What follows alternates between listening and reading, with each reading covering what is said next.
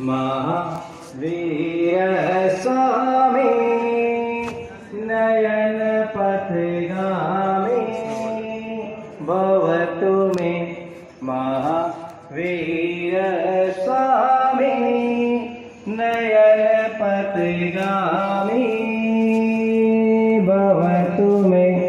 वर्तमान शासन भगवान महावीर स्वामी की, आचार्य भगवंत गुरुवर श्री विद्यासागर जी महामुनिराज की, मुनिषी शंभो सागर जी आदि समस्त मुनिराजों की, मुनि श्री विराट सागर जी महाराज जी की। मैं सोच रहा था कि प्रवचन में आज किस बारे में बोला जाए।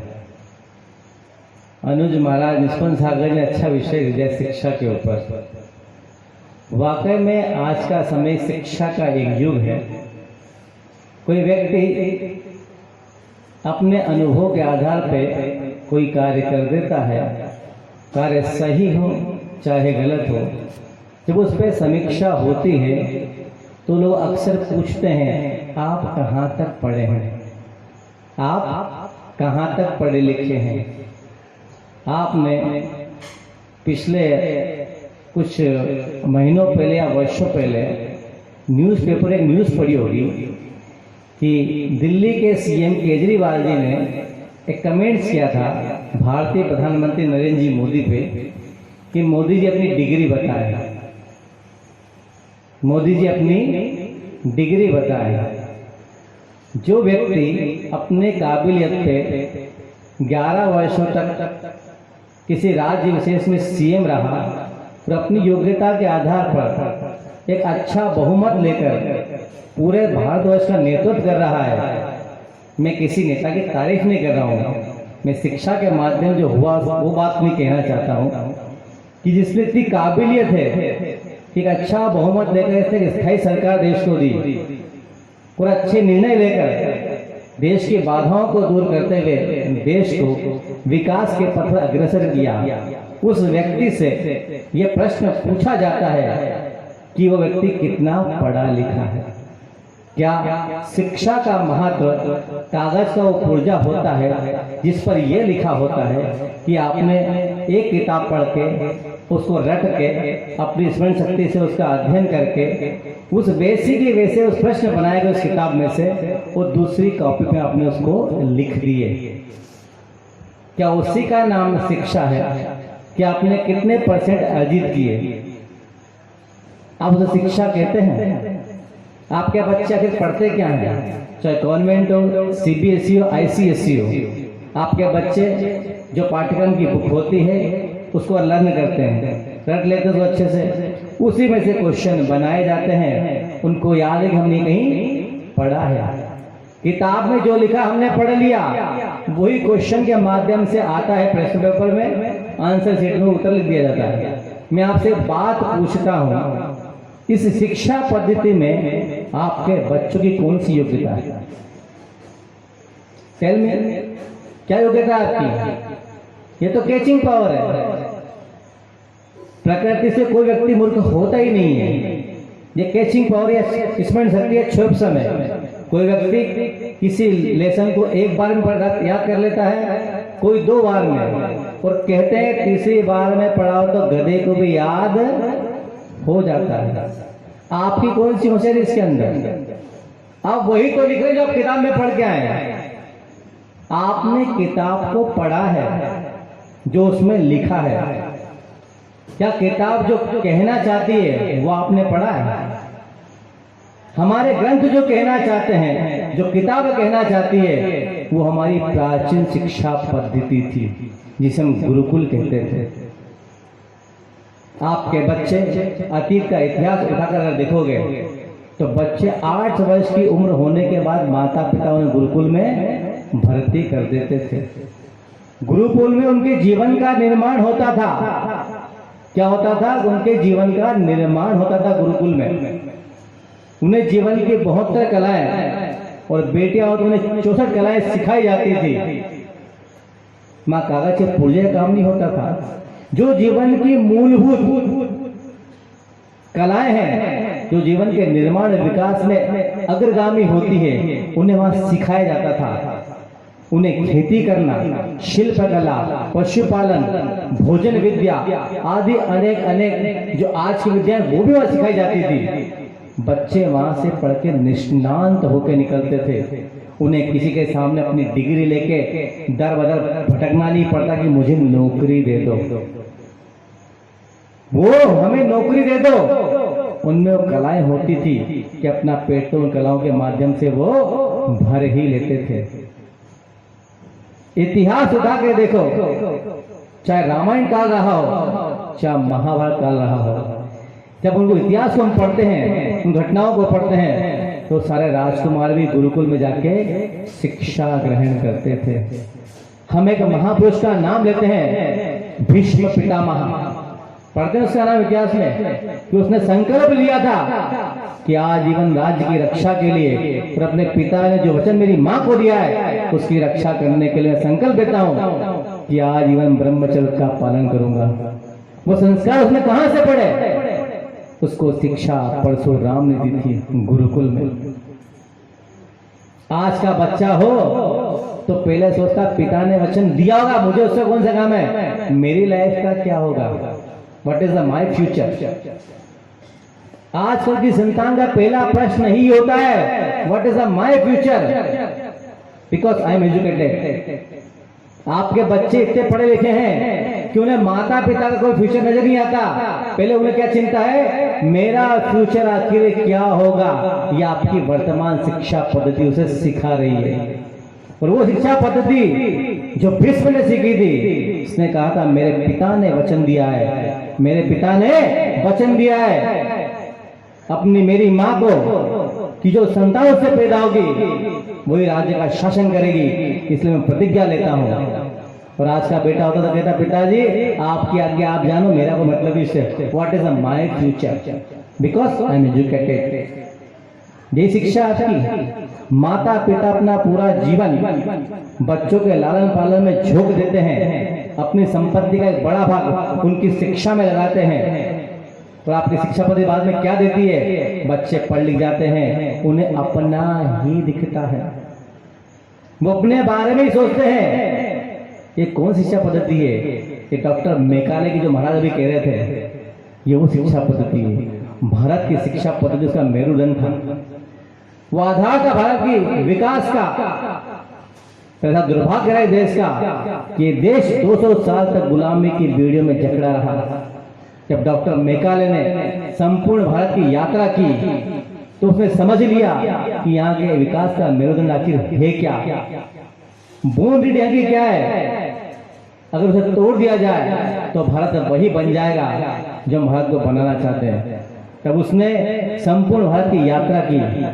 वो यात्रा करने के आधार पर उसने पत्र बनाया जो 2 फरवरी सन 1835 में हाउस ऑफ कॉमन्स लंदन में उसने पढ़ा। उसने कहा कि मैंने भारत की चतुर्दिक यात्रा की, मुझे एक भी चोर और याचक नजर नहीं आया। वहां के लोग अद्भुत शक्ति से भरे हुए हैं। माँ मैं घरों में गया तो सोना ऐसे बिखरा था जैसे घर में मिट्टी पड़ी होती है। संपूर्ण अध्ययन करने के बाद मैं हाउस ऑफ कॉमन्स में बात कहना चाहता हूँ ब्रिटिश सरकार से कि हम अगर भारत को वैसा बनाना चाहते हैं जैसा हम सोचते हैं तो भारत का मेरुदंड उसकी शिक्षा पद्धति है, उसे तोड़ दिया जाए तो भारत वही बन जाएगा जो भारत हम बनाना चाहते हैं। तब हमारे देश में कॉन्वेंट आया जिसका अर्थ बताते महाराज ने कहा क्या, अनाथालय। क्या आपके बच्चे अनाथालय की शिक्षा लेते हैं? जो बच्चे अनाथालय की शिक्षा लेते हैं वो क्या देंगे भविष्य में? माता पिता को अनाथता देंगे। वो क्या देंगे आपके बच्चे आपको? अनाथालय या वृद्धाश्रम क्या देंगे? पर मजबूरी आपकी भी है कि महाराज ऑप्शन तो बताओ। ऑप्शन हमारे पास है ही नहीं। शिक्षा की तो यह हालत है कि फर्स्ट LKG से लेके तो IIT हो, चाहे UPSC हो, चाहे MBBS हो, चाहे कोई फैकल्टी की पढ़ाई हो, कोई भी पढ़ाई में एक भी चैप्टर ऐसा नहीं होता जिसमें संस्कार सिखाए जाते हो। आप कहते हैं मेरा बच्चा आईआईटी कर रहा है, यूपीएससी की तैयारी कर रहा है, मेडिकल में है, वो बच्चे कभी भी उनसे पूछो कि तुम्हारे पूरी पढ़ाई में कभी कोई ऐसा लेसन आया जिसमें तो भारतीय संस्कृति सिखाई गई हो या घर के संस्कार सिखाए गए हो। घर के संस्कार तो माता पिता जो घर में देते हैं वही बच्चों के काम आते हैं।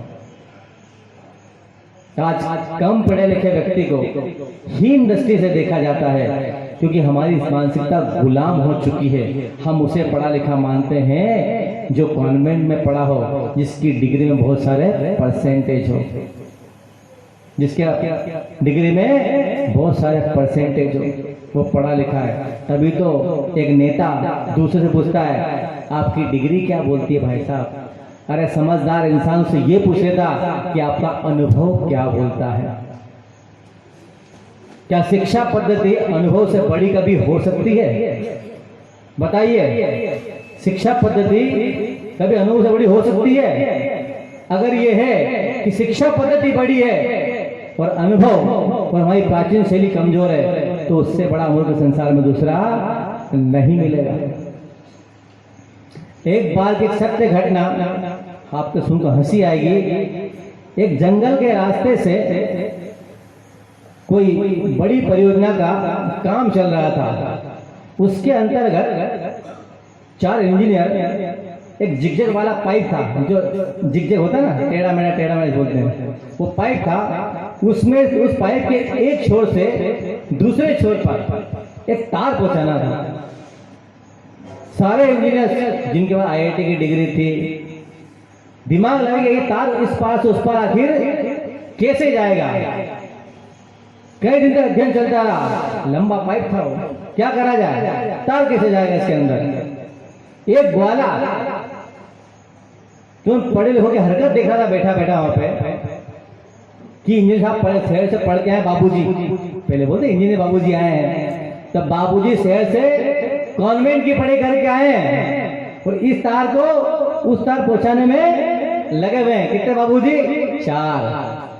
वो ग्वाला देखता रहा, तो उसने वो थक गई है, तो उसे पूछा बाबूजी मैं आपको सहायता कर दूं? तो बोले तो गंवार अनपढ़, तो क्या हमारी सहायता करेगा? जब बढ़िया तरफ चुपचाप अनपढ़ गंवार बैठ गया बेचारा। जब उससे नहीं रह गया तो फिर आगे उठ के कि अनपढ़ आदमी भोला होता है, वो पढ़ा लिखा चालाक। क्या होता है? अनपढ़ होता है भोला। क्या बाबूजी पसीना पसीना को थोड़ी सहायता सुन लो मेरी बात। क्या अच्छा क्या कहना है बता, किसका समस्या क्या आपकी? कि यार भैया इस तार को इस जिगजैग वाले पाइप में से उस पार करना है। क्या बाबूजी इतनी सी तो बात ही है, ला तार मेरे को दो, तार मेरे को दो। पाइप का मुंह थोड़ा बड़ा था, उसने कुछ नहीं करा। एक पालतू बिल्ली को पकड़ा, उसकी पूंछ में तार बांधा, वो छोड़ दिया उसको। बिल्ली तार घसीटते इस पार से उस पार निकल गई। क्या आपकी कॉन्वेंट में कोई टेक्नोलॉजी है? बताइए, अनुभव बड़ा या शिक्षा? तो जब भी कोई ऐसा व्यक्ति मिले जो पढ़ा लिखा कम हो पर जिसके पास अनुभव गहरा हो, उसके पास बैठ जाना, तो कहना भैया थोड़ा तेरे जीवन के अनुभव सुना दे। किताब में तो वो बात लिखी होती है जो शायद घटी ही ना हो, पर अनुभव के पास वो बात होती है जो उसके जीवन में जरूर घटी होगी। तो शिक्षा के मामले में अपने दृष्टिकोण को एकदम क्लियर कर लेना। शिक्षा का अनुभव नहीं सिखा सकती, शिक्षा अनुभव नहीं दे सकती, वो शिक्षा नहीं अशिक्षा है। अपनी संतान को जो कोई पढ़ने में कमजोर हो, कहीं माता पिता बड़े कलाकार होते हैं, कमजोर उसका छोटा कमजोर है, बाकी वो दुकानदारी करने में मास्टर है, घर का काम करने में मास्टर है, पिताई खेती संभाल लेता है, व्यापार का लेन देन अच्छे से कर लेता है, पर ना तेरे को पढ़ना पड़ेगा, तुझे पढ़ना पड़ेगा। आप एक लेवल तक बच्चों को पढ़ाइए, उसके बाद अध्ययन कीजिए इसकी पढ़ने में रुचि है या नहीं, क्योंकि प्रकृति कभी किसी को अज्ञान नहीं बनाती। हर संतान जो दुनिया में जन्म लेती है वो कुछ बातें अपने साथ लेके आती है। प्रकृति हर संतान को संस्कार देती है, प्रकृति हर संतान को अपने संस्कार देती है, छोयफम देती है, अनुभव भी देती है। अनपढ़ कोई नहीं आया, ये तो तुम्हारी पद्धति ने उसको अनपढ़ बना दिया। इसने ये नहीं पढ़ा, इसने ये नहीं पढ़ा, मतलब ये इस चीज का अनपढ़ है। वो अनपढ़ नहीं है, इस पर्टिकुलर विषय में अनपढ़ है वो, उसने ये नहीं पढ़ा, उसने जीवन को पढ़ा है, उसने जीवन को पढ़ा है। जो जीवन को पढ़ लेता है उसे किताब पढ़ने की आवश्यकता फिर नहीं पड़ती। शिक्षा के क्षेत्र में अपनी मानसिकता को बदलो। जिस इंसान के पास अनुभव है जीवन के, जो अपना जीवन अच्छे से जी रहा है, जो अपना व्यापार अपना व्यवसाय अच्छे से कर रहा है, अपने घर का लालन पालन अच्छे से कर रहा है, तो समाज में जो प्रतिष्ठित है वही व्यक्ति शिक्षित है। कागज के टुकड़े के पीछे शिक्षा मानने वालों, तुम्हारी मानसिकता भी डॉक्टर मेकाले ने गुलाम बना रखी है।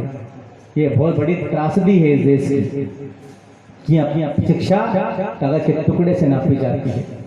अभी लॉकडाउन हुआ, वो जो लोग बॉम्बे, पूना, बेंगलोर, हैदराबाद जो मेट्रो सिटीज में थे, सारा शहर बंद हो गया। अब वो कौन थे?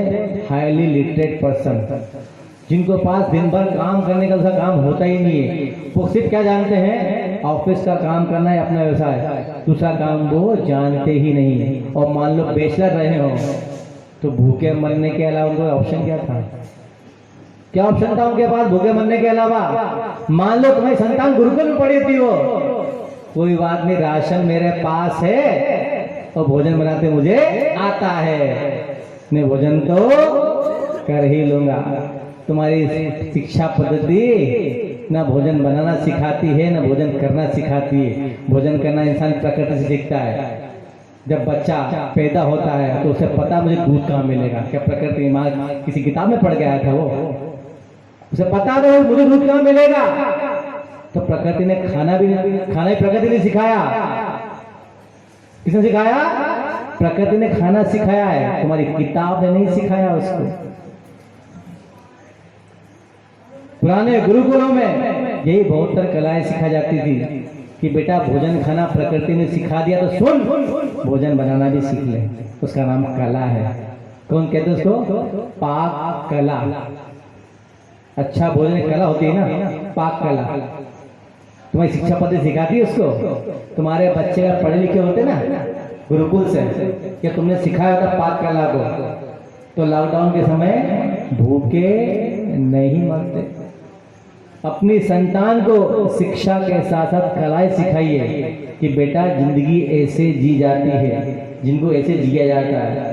कि आपने किताब तो बहुत पढ़ा है, खूब पढ़ ली किताबें ने, CA, IITian, मेडिकल, UPSC सब सीख गए लोग, क्या अच्छे इंसान बन पाए? ये कला कौन सिखाता है? ये कला घर से सीखी जाती है, समाज से सीखी जाती है। शिक्षा नहीं सिखाता इसे। उसका काम है, ये इन्वेंशन हुई थी, ये किताब में छपी, इसको पढ़ो, दूसरी कॉपी में लिख दो, आप पास हो गए। आपकी बुद्धि ने क्या किया? क्या क्या आपकी बुद्धि ने? आप आज की वर्तमान शिक्षा पद्धति से अगर अपने जीवन को उच्च मानते हैं तो आप अधूरे हैं। यू आर नॉट कंप्लीट, न कंप्लीट मैन। आप लोग अधूरे हैं। अपनी संतान को पूर्ण करने के लिए जो आपके एथिक्स हैं, जो आपके घर के संस्कार है, उन्हें अवश्य दीजिए। तो गुरुकुल की पद्धति अब बंद हो चुकी है, अब घर को गुरुकुल मानकर चलना पड़ेगा।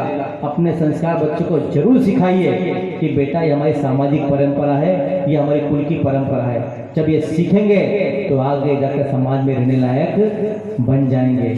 और नहीं सिखाओगे तो डॉक्टर मेकाले की शिक्षा पद्धति, जिसे हम कॉन्वेंट कहते हैं, वो पढ़ लेंगे।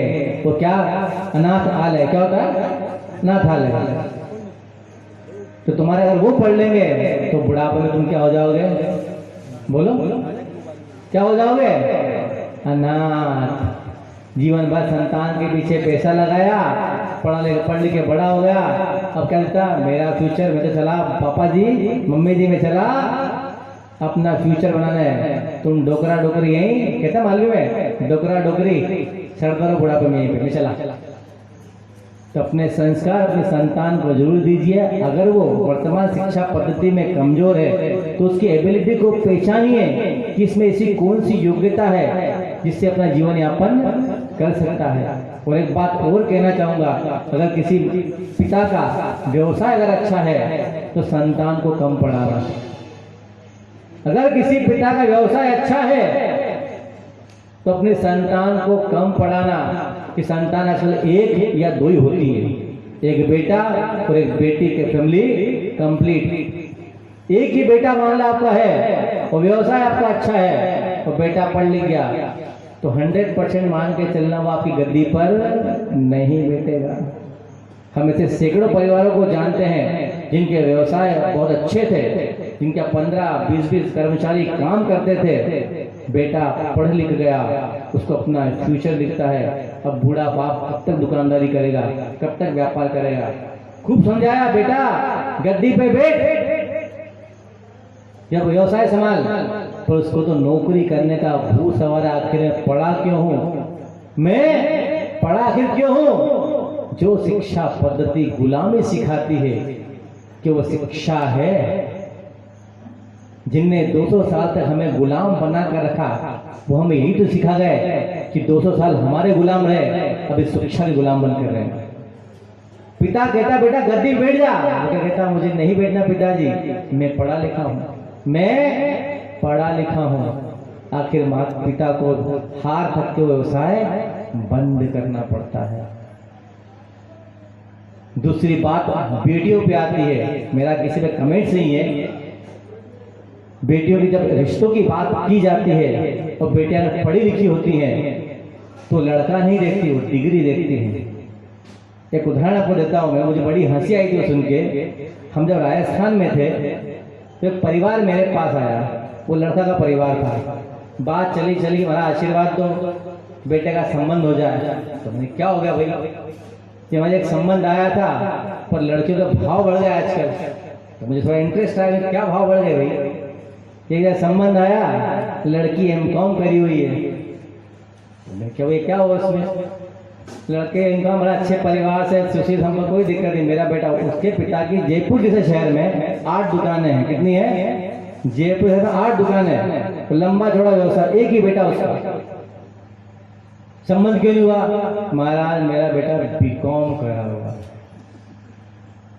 लड़की एमकॉम है, लड़का बीकॉम है।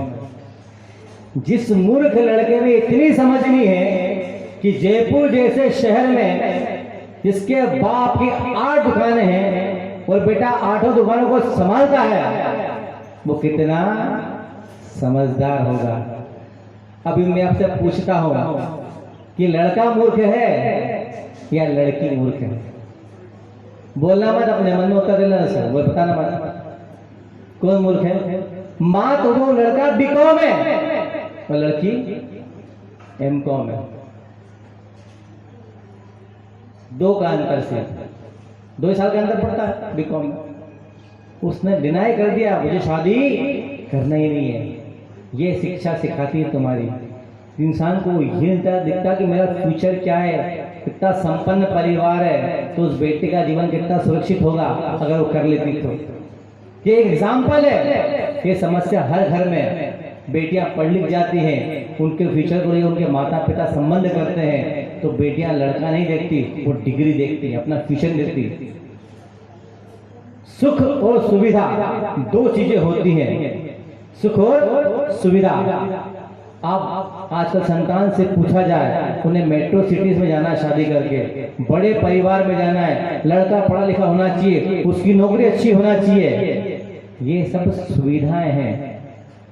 सुविधाएं तो इंसान अपने पुरुषार्थ से फिर भी पा लेता है। मैं आपसे पूछता हूँ, आपने अपनी बेटी का रिश्ता किसी ऐसे घर में कर दिया जो अति संपन्न है, जो आपके लेवल से बहुत ऊंचे हैं, जहाँ सारी सुविधाएं हैं, आपने बेटी शादी कर दी, बेटी वहां चले गई, आपकी बेटी को सारी सुविधाएं मिल गई, पर वो अति संपन्न परिवार है, बेटा फॉरेन में पढ़ के आया है, उसका अपना रंग ढंग है जीने का। आपकी बेटी की सुविधाओं में कोई कमी नहीं है, नौकर चाकर संपत्ति सब है, और बेटा फॉरेन से पढ़ के आया, उसका टाइम ही नहीं है।